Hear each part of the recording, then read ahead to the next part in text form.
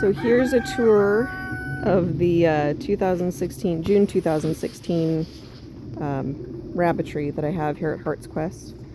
It used to be located in the farmyard, but then we had some coyotes coming in a little too close for comfort. So this is our temporary solution, partially narrated by a rooster. So I have these cages set up underneath our deck, which is great for shade, horrible for rain, which is why there's still tarps on top of everybody. It is currently raining now, so you can see everything is still getting damp under this area, but it's a work in progress, so I'm working with what I got. So over here we have the feed bins and the feed mixing area and the assessment table. So here's the rabbit food bin, I should say, sorry. And there's my my mesh bag garbage can. And then I have a rug up here for placing rabbits on and posing. I have my scale. I have my askew feed bucket, which actually needs to be on top of the rabbit bin because otherwise rain drips on the can and potentially will get in and foul the food, and that would be bad. So I have various supplies underneath here. I have some flower seed heads in a couple of bowls there, and some rose hips, and then some various gardening tools, and my hay manure rake, which is fantastic for my cages. I got this thing online. I think it was on Amazon. It's a little hand rake about 4 years ago, and it's great for raking hay out of cages. I love that thing. Got my nail trimmer, my Sharpie pen, buckets, all that good stuff. Over here I have my goat feed pail. I have 3 gallon jugs for water that are set up and ready to go, full to the top.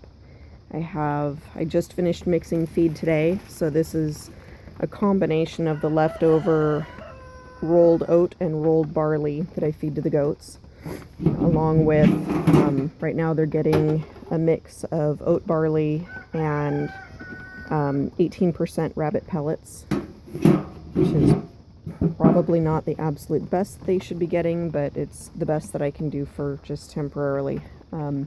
We have total carnage over here. This area is going to get cleaned up and weeded out.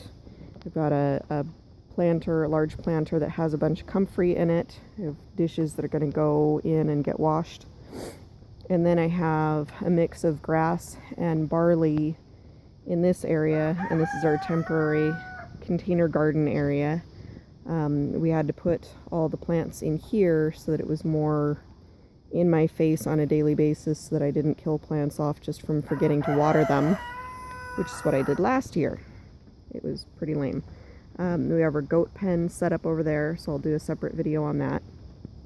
Compost bin back there. We have what started to be a little aquaponics set up here, and then we had to muck around with tarps and so forth for the rabbits to keep them covered, so that kind of came to a halt. So this is the big colony cage right now. I have 7 does in here, and so they're munching on their breakfast right now. I have 2 large water bowls, a nest box just for them to hang out in basically and jump on, and then I have their big community feed bowl. High-tech bungee closure, of course. The door used to swing inward, and I gotta tell you, swinging up and out is not a whole lot better, but it is an improvement. So now that the mesh and wire is out of the way, you can see a little bit better. So all the does are hanging out, chowing down, and there's enough hay and dirt and so forth on top of the mesh bottom of this cage that the girls can actually dig down a little bit, which they like to do. They also like kind of running around on the little catwalk edge here, the wooden edge, and they nibble on the support posts and all that because, you know, rabbits. So they've got their 2 large water bowls. So this is Angel. There's Summer, and oh no, wait, that's not Summer, sorry. This one here is Summer. That one back there is Biscuit. That one in the far back is Trist. and that one is Sydney, the left. Those are the creams, creme d'argents. The black and white here is one of the large Oto breed. She's a piebald. And then back there we have a funky colored Rex doe. Her name is Miracle, and she's a very, very dark, funky caster. So each of these girls have their own story, and they're very, very darling, and most of them, well, half of them, are good moms.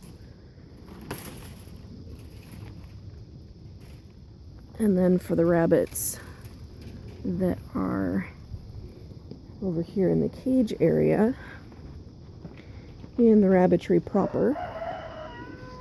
So this is a mixed breed doe.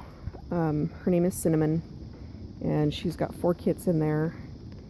Each doe has, in these cages, these are 4 foot wide, 30 inches deep, and 24 inches tall. In retrospect, the next time I build cages, I will not do 30 inches deep. I'll only do about 24 inches deep because I'm short and I have short arms, and reaching all the way in the back of those cages can be very, very, very entertaining for other people. So then this is the doe grow out cage. So they've got extra food bowls and one of the really large water bowls, and they get fed twice a day. And then this is the buck grow out cage, and again, extra large water bowl, and because there's only the 2 of them in there, they only need the 1 bowl, and food bowl, and they get fed a couple of times a day. I've got my hay storage. So in this case, this is Timothy. I usually like to get orchard grass mix, but they didn't have any of that available, so I went ahead and took a deep breath and ponied up for the large bale of Timothy, and then I've got straw for bedding and so forth.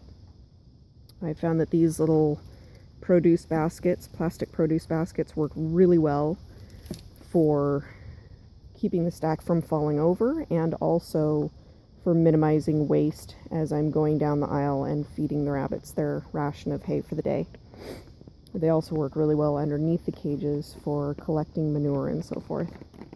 So here's a Rex buck, cream buck, and these cages are going to get replaced. I'm going to do at the end of these rows here, maybe not this one because that's working really well so far for the hay and straw storage, but at the end of this row I'm going to do another 4-foot cage, and that'll be attached to this row.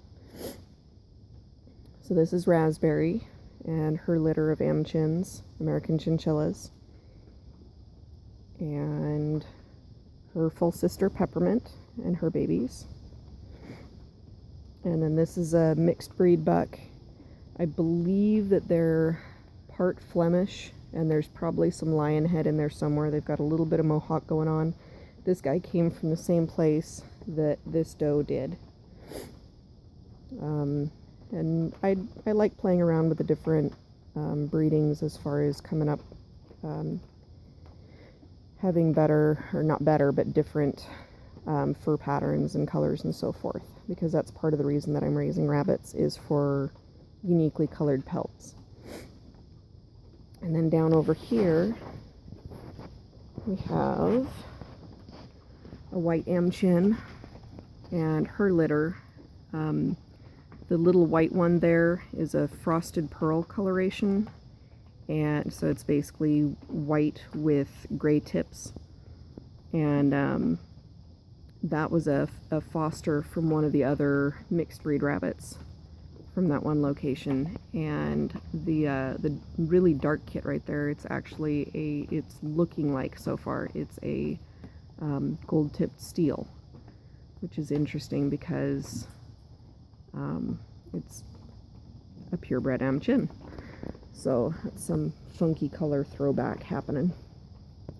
These 2 girls came from the same place as the other red buck and the chestnut doe, and I believe that one of them is fairly heavily pregnant. I haven't tried to palpate her. It's just she's got a very large belly, and I saw some movement going on there, so that's one of the reasons that the crate is in there with hay in it for her, for creating a nest box.